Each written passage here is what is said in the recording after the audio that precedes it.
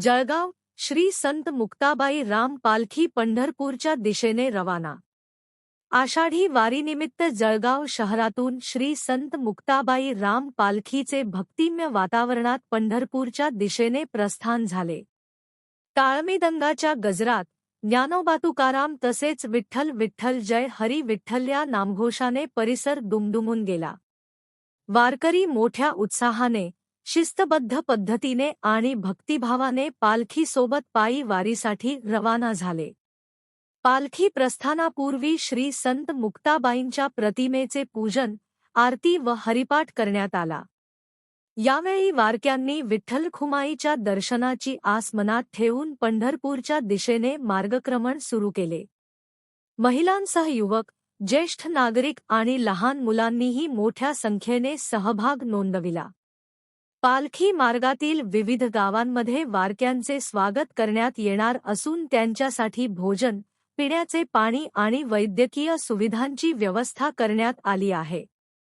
आषाढी एकादशीला श्रीक्षेत्र पंढरपूर येथे विठ्ठलखुमाईचे दर्शन घेऊन ही वारी पूर्ण होणार आहे। भक्ती, समता, सेवा आणि मानवतेचा संदेश देणारी ही पालखी सोहळा जळगावकरांसाठी श्रद्धा आणि संस्कृतीचे प्रेरणादायी प्रतीक ठरत आहे।